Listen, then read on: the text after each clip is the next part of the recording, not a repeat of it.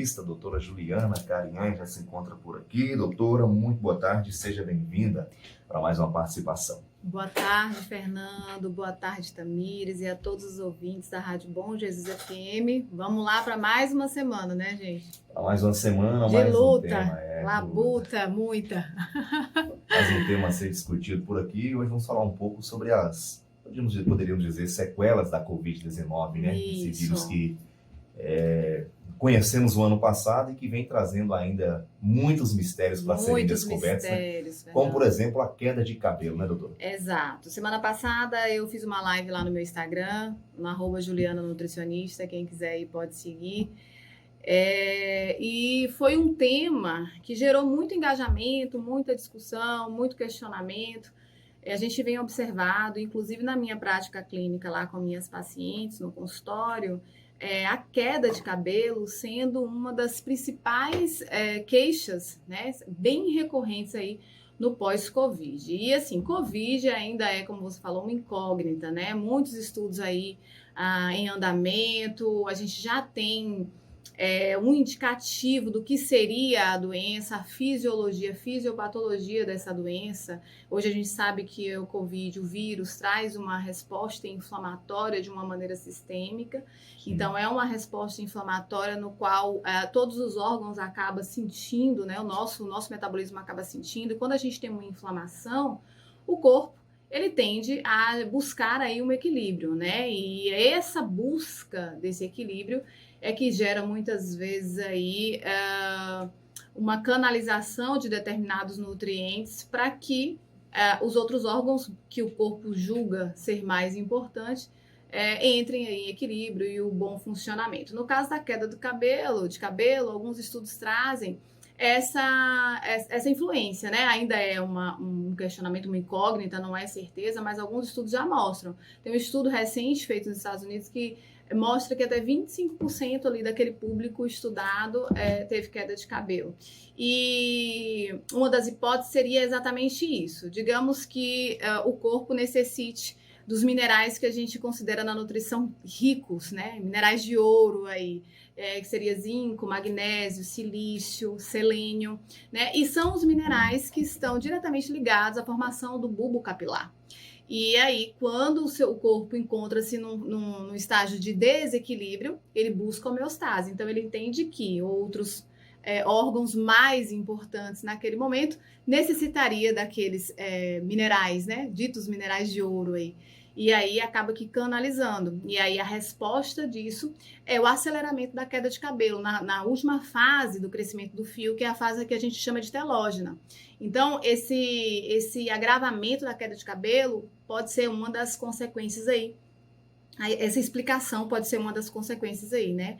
Então, a gente também tem o fator de estresse. Quem viveu Covid, mesmo quem tenha tido aí sintomas menos graves, né? Sintomas menos acentuados ou os mais acentuados, e até mesmo na condição no qual a gente tem vivido aí nesses últimos 2 anos, né, Tamires? Então, tem deixado a população, de uma maneira geral, com um nível de ansiedade maior. Então, isso também eleva produção de cortisol, que é o hormônio do estresse, que também gera uma inflamação. E aí a gente volta lá para o indivíduo que tem Covid e que não tem a sua saúde bacaninha, né? Que já é um indivíduo inflamado, um obeso, diabético, alguém já com uma doença crônica, já traz aí um nível de inflamação, e é por isso que os estudos trazem que pessoas com essas patologias podem sim ter maior possibilidade de agravar a Covid. A gente tem tido algumas desmistificações nos últimos tempos, né? Que Covid também tem agravado em jovens, em adultos saudáveis, mas a gente ainda tem como base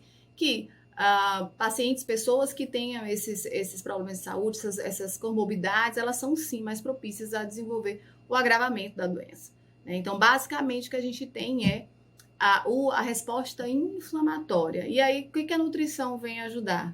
Né? A reposição disso. Então, a gente precisa entender que o paciente, no período da Covid, né, naquele período que está lá isolado, tem que cuidar da alimentação muito para reposição, sim, desses nutrientes. E após Covid, tendo aí uma queda de cabelo acentuada, focar em alimentos ricos em zinco, magnésio, castanhas, né, os alimentos base de gordura boas, as castanhas do Pará, que tem uma quantidade bacana de selênio, que dá aí para uma reposição. E, quem sabe, a depender do nível da queda de cabelo, uma suplementação vitamínica. A gente sabe que está muito na moda a utilização de suplementação vitamínica para cabelo, a mulherada adora, né? Mas existem algumas indicações, nem todo mundo precisa de todos aqueles nutrientes, mas um bom suplemento para cabelo, ele tem que ter zinco, magnésio, selênio, biotina, né? As vitaminas do complexo B12, que muito provavelmente num pós-Covid é o que o corpo vai ficar mais deficiente, tá? Agora, você já deu algumas dicas, né, do que a pessoa tem que fazer para recuperar essa perda aí. Mas o que a gente tem visto, inclusive tem até dados que dizem que o Brasil é campeão no aumento de peso durante a pandemia. Então, se a pessoa, ela tá a pessoa não teve Covid, mas isso já é ruim. Mas se é uma pessoa que já teve Covid ou tá com Covid e não cuida da alimentação... É pior ainda. É pior ainda. É pior ainda. E aí, nós estávamos conversando, que a gente sempre tem um papozinho, viu, gente? Prévio aqui, antes de entrar lá. Sobre algo que eu li essa semana em relação à Covid.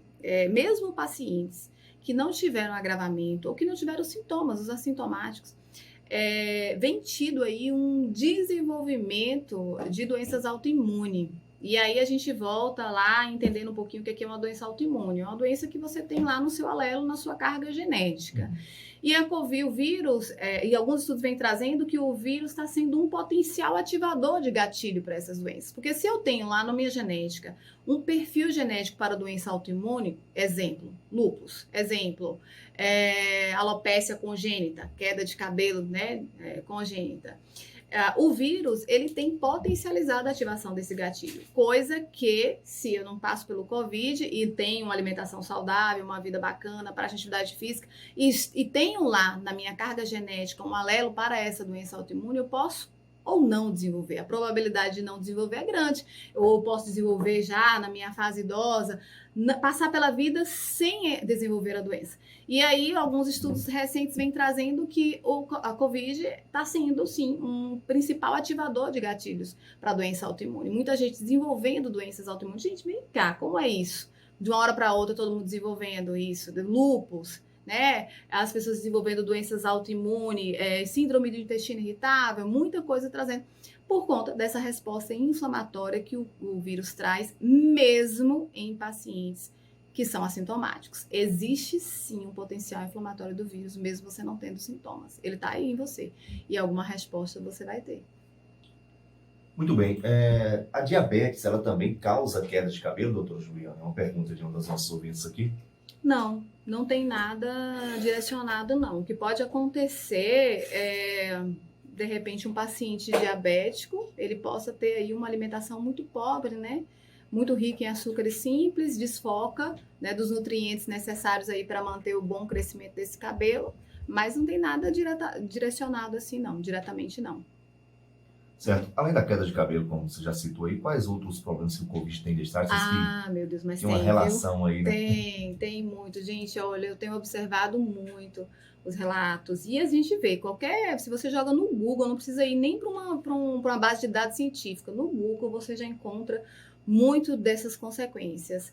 A gente tem a queda de cabelo, porque tem se falado muito sobre isso, mas a perda de memória, insônia, perda de memória, outros que você até mencionou aqui mais cedo, eu não estava ciente dessa nova abordagem aí, até impotência sexual tem se levantado sobre as consequências do Covid, então assim, é algo que a gente tem que levar muito a sério, a gente precisa entender um pouco mais, cuidar da saúde e imaginar que as consequências graves do nosso sistema de saúde pública, principalmente, serão daqui a 10 anos, quando a gente não sabe o que pode acontecer, né? O desenvolvimento de outras doenças, e a gente precisa cuidar dessa base, a gente precisa cuidar da alimentação, como você falou, a incidência de obesidade, né? O aumento de obesidade no período da pandemia. Então, as pessoas estão comendo desordenadamente. Meu Deus do céu.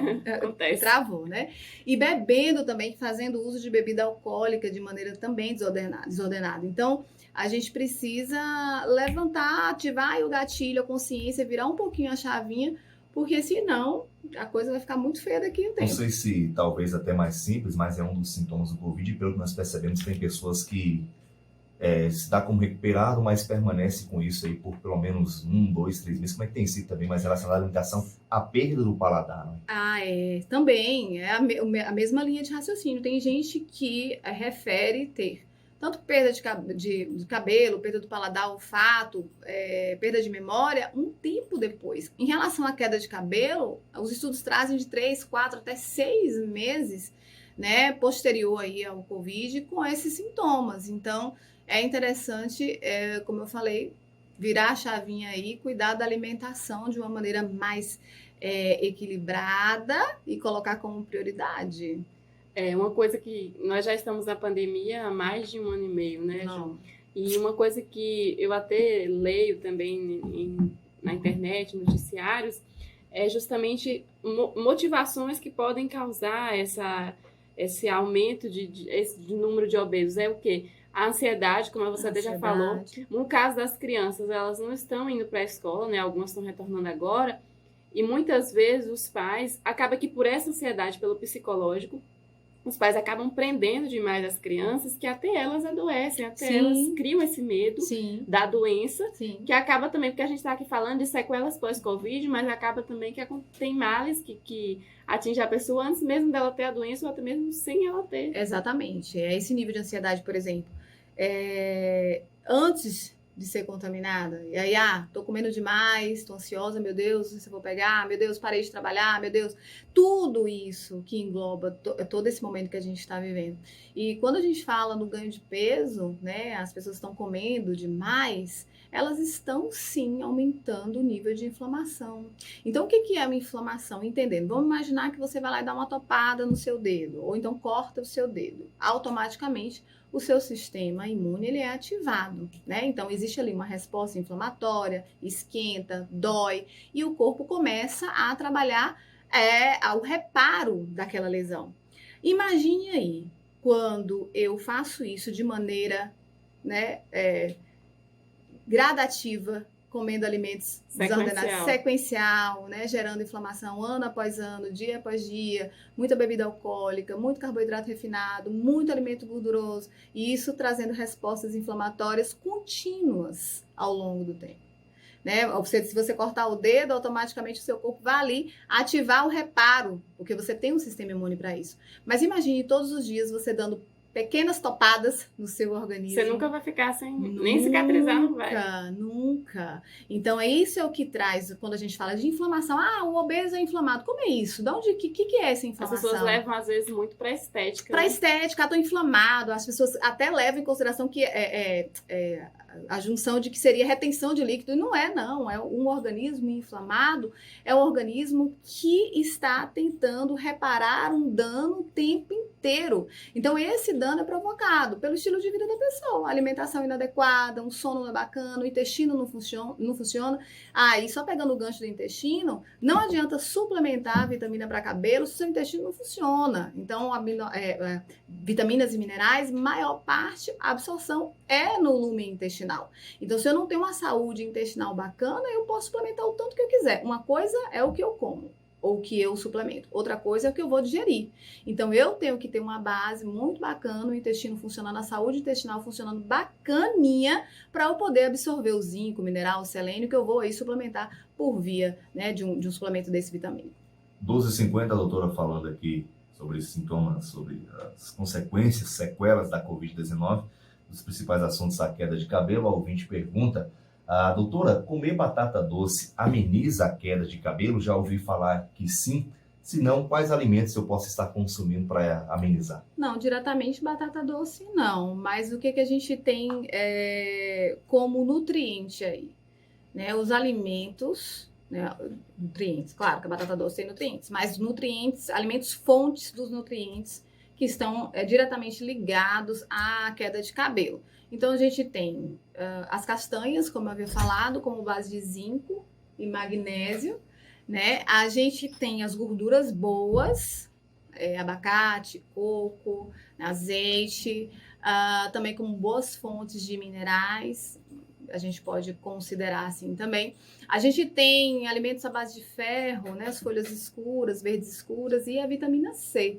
Lembrando que a gente não consegue absorver ferro sem a vitamina C. Então, não adianta consumir aí algum suplemento à base de ferro se eu não tiver também uma ingestão de vitamina C bacana na minha dieta. E tem o silício, que é um mineral extremamente rico aí, que interfere diretamente aí na fase do crescimento do cabelo, né, do início ali da primeira fase, que a gente consegue até suplementar isoladamente.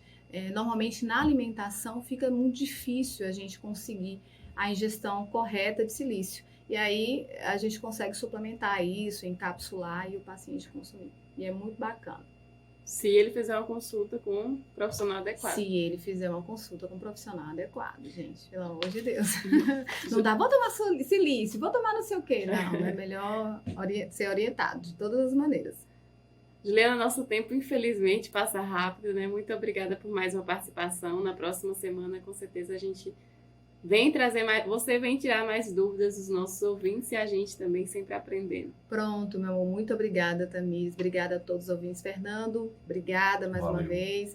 Até a próxima semana e tenham todos uma ótima semana. Beijos.